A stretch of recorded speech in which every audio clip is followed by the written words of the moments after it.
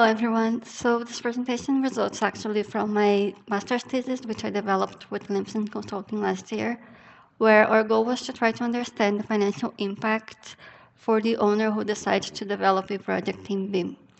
So before I start, I just want to thank the BIM Coordinator Summit and Plannerly for the invitation to speak at this panel. We're very happy to be here for this today. So this presentation, as I mentioned, is about the value of BIM for private owners. So just for context, as we all know, the AEC industry is characterized by being extremely complex and unique in the sense that every new product is custom. It's very unlikely to have two identical projects. And partially due to that, actually, there's a general lack of proof of value for the digital innovation in this industry. And then both of these factors actually lead to a rather slow adoption of digital technologies, especially when compared to other industries. So the goals of this study were then to investigate the tangible and intangible benefits profited by private owners in BIM projects. There are many studies out there that focus on the designers or even the contractor's point of view, but not really so many that are focused on the owner. And then even those kind of tend to focus more on the public sector. And then, of course, we tried also to provide some insight into how owners can potentialize their savings with BIM. So in order to try to cover both tangible and intangible benefits, we took on a hybrid approach with qualitative and quantitative analysis, where most of the data gathered was from a specific case study. So just to provide some context into the impact of the findings of this research, the case study is the intra-campus development, which is a mixed-use development divided in 5 plots in a central part of Lisbon. And actually, they just won the MIPIM Awards for Best New Mega Development, which is pretty cool. This mixed-use development results in about 300,000 square meters. And they had over 50 companies collaborating on this project with BIM clauses in all of the contracts. The BIM processes were guided by Limpson Consulting, and they were done in accordance to ISO 19650. They also had an EIR that requested all contractors to provide the prices for BIM-related activities in the tendering process. The federated model, which you can now see on the lower left part of the screen, it has over 65 models and a point cloud survey of the surroundings. And this was this owner's first development in BIM, and that was a carefully thought decision where they knew they would have to take certain steps to ensure the BIM process to work. So the qualitative part of the study, and I will go into the quantitative a bit later, but the qualitative was based on semi-structured interviews with multiple stakeholders. So 67% of the participants were from this case study specifically in multiple roles. And the purpose here was to understand the impacts and especially the benefits from the perspective of multiple roles within a project, but of course with the main focus on how does that ultimately impact the owner. And the other 33% of the participants were owners in different areas, so housing, hospitality, and so on. Completely not related to the case study, and the purpose here was to understand the impact from the perspective of owners in a broader context. The three main indicators we got from these interviews were that 94% of participants stated that BIM contributes immensely to project savings. 89% mentioned reducing risks as a major BIM benefit, and 88% see the potential of BIM adding value in the sale of an asset. I will speak a little bit more about this later on. So in terms of benefits, as discussed in the interviews, it became clear that the intangible benefits have immense importance, although they are a lot harder to identify and especially to measure. So first, of course, BIM is about the information, right? And so one of the main benefits reported was that BIM processes lead to having the required information at the right level of detail, in adequate timing, and structured in such a way that it's easily accessible. So it's not only about the availability of information, but the richness of data. So having the relevant data at the relevant place and time in a useful way. So because this information is structured and standardized, finding it is easier, processing it is easier. So here the CD is really, the common data environment is really important for making up what's essentially a project database. So also BIM is inherently a more collaborative approach, right? So this contributes also to information flows, as there's less information latency, less and redundancy also across the project development. Well-defined rules leads to a more effective execution. So because the requirements are defined early on in the project, it's easier to stay within scope. So too much information can quickly become an issue, and the goal here with BIM is really to have nothing less and ideally not much more than the information necessary to reach the owner's goals. So actually what you see here on the screen is a snippet of the plannerly scope where the model requirements for the case study were defined. And lastly, this is an interesting topic that came about during the interviews, which is that this database can actually be quite beneficial in commercial transactions, because for the owner, it's faster to prepare the information packages to share with third parties. So it speeds up the due diligence process and shows transparency from the owner side. On the other hand, the potential buyer has a lot more certainty over what it is that they're acquiring. Now, in terms of verifications and quality control, it was brought up also in a few ways during the interviews, but one significant instance in the case study, which you can see the image on the screen, is that they were able to track project versus as built. So they compared the point cloud survey of the excavations with the project models to see if there were major deviations that would require project adjustments, and they were able to see this at an earlier stage when it's easier and less costly to make this project adjustments, right?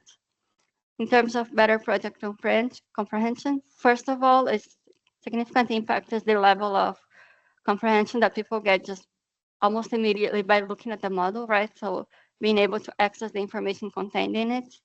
Um, the most accountable decision makers generally have the least amount of time to make these decisions, so there are very limited opportunities to present the project to them. With the model, what they see in the model is pretty much what they will see in the construction site, so it helps a lot to avoid change orders. And this was mentioned by the owners as one of the major benefits for them. In terms of project coordination, I think this is the most well-known advantage of BIM. So it was naturally brought up in most of the interviews. In this regard, it's important to note that because of the dynamics of the construction process, problems are still going to happen in the construction site. What happens with BIM is that the amount and especially the complexity of these issues is significantly lower. In terms of quantity takeoff, it was discussed by the majority also of the interview participants from the case study as a major benefit, and this happens by the means of automated quantity takeoff, easier verifications and updates, budget deviation analysis, simulation of costs, and so on. I will talk a little bit more about the quantity takeoff aspect uh, later on. And lastly, this is interesting. The participants who reviewed the most impactful benefits from BIM were also those who were talking about it enabling data-driven processes. So design, analysis, decision-making. In long-term scenarios, the data extracted from previous projects can and ideally should be turned into lessons to improve future projects. So for instance, you can identify recurrent issues across projects, the main causes for project and construction delay, the types of issues that have the most impact on costs for the owner specifically, and so on. So ultimately, the use of BIM helps to mitigate the risks for all parties and exceptionally lower the risk investment for the owner. And this comes as a result from overall better management of processes, information, and quality control. So now, of course, if we're analyzing the benefits, we also have to talk about the costs. So the overwhelming majority of the owners, as well as both project managers interviewed, said that these costs are easily paid off. One evident cost that came about was the BIM management consultant, as it is a entirely new entity in the process, right? But everyone who brought this up also said that this cost is easily justified because this is the entity that guides the BIM processes to ensure that everything runs as well as it can. So for the case study specifically, the owner mentioned that this represented only about 0.07% of the total construction cost. On the other hand, the most significant factor of cost was found to be requiring the contractors to work in BIM. And these ranges, so they usually charge about 0.5 to 1% more than they would in traditional means, if they were to work in traditional means. In the big picture, when you analyze all costs of a development, the BIM costs have a small impact on the final budget, while the advantages have very significant impacts, not only in savings, but also in terms of the quality of the process and the quality of the final product. So now I'm going to move on to the quantitative analysis. They were done on different plots according to the data we had available. But because these plots are comparable in terms of the context, the characteristics of the buildings, they are later on compiled into a more integrated analysis for the final results. So one of the most significant impacts of BIM is the possible reduction of delays on the construction sites. So with data gathered in the interview, specifically with people from the case study, it was possible to reach an estimated minimum cost per month of delay in the construction phase. And this was then considered in the estimated savings that I will talk about next. So first, for clash detection analysis, the Limson team analyzed 500 issues that were still unsolved at the end of the design stage of Plot C. They classified these issues by degree of severity and estimated the time it would have taken to solve them, considering that you can solve more than one at a time. And with that, they then carried a schedule to solve these issues during the tendering stage. So these issues didn't actually go to the construction phase. They could identify and solve them before. And with that, they could estimate how much time was potentially saved, or rather, how construction delay was potentially avoided.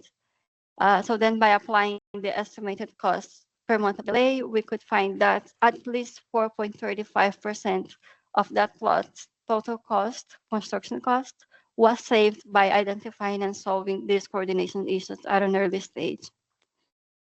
For quantity takeoff and budget deviations, although BIM was required as a deliverable, some teams kept on working partially in traditional systems, providing bills of quantities that were not entirely deriving from the models. So because of this, Limson made a quality control analysis to verify the quantities found in the models versus the BOQs. And so this graph shows for each discipline the percentage of items with underestimated prices in red, overestimated prices in yellow, and in green, the percentage of items that had correct quantities. So this graph is in terms of quantities per discipline for both plots A and B1. Then, considering the unitary prices of each item, we could understand the impact of this on the budget for each discipline. So this graph here shows in red for each discipline the total budget deviation for both terms of underestimated items and overestimated items.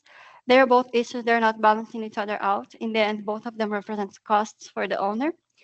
So then considering the relevance of each discipline within the project budget, we could understand the impact of these deviations on the project budget as a whole. And so this graph on the bottom shows that considering these 5 disciplines, only 65% of the budget was adequately estimated at first. And then, for example, 19.04% represented cost for the owners in the architecture project, and so on. So similar to what happened with the clash detection, there was a 4-week process carried out with the design teams to address these issues before the tendering stage. And so the goal here was to take more accurate bills of quantities to the tendering stage. By doing that analysis, they were able to mitigate this extra cost for the owner. And it's estimated that the total amount potentially saved by the owner for correcting these BOQs added up to about 5.69% of plots A and B1 total construction cost. Then we also considered some project-specific situations for Plot C that were brought up during the interviews. So, for example, the evaluation of a point cloud survey um, of pre-existing infrastructures with and comparing that with the project models allowed them to identify some issues that avoided 6 months of delay at least in their construction sites. Also, some staircase removal. This avoided a change order later on during the construction, and some deeper coordination in some very specific columns. Also, this actually caused a month of delay in the construction, but with the analysis that were done with BIM, it could have been a lot more actually, but here we could only consider this 1 month. Um, so when you add all of that, the quantity deviation, the clash detection, and this project-specific situations, we came up to about 10.56% minimum potential savings of total construction costs for using BIM in the project. While in terms of costs, we came up to about 3.56% of the minimum potential costs for the total construction cost. So in conclusion, the potential benefits that we could find and that we had actual data to work with numbers came to about 3 times higher than the cost or the investment that you need to put into BIM. Of course, all of this is only possible with deep-rooted process and mindset changes. It's, as we all know, it's a very complex process change to go from traditional means to BIM. As Sebastian said in the beginning, the result of this study is a report, which you can see now on the right side of the screen. It should be published soon, but now you can see a little draft. And last, just to finish, we're actually now trying to develop the same kind of study and report, but for BIM for facility management.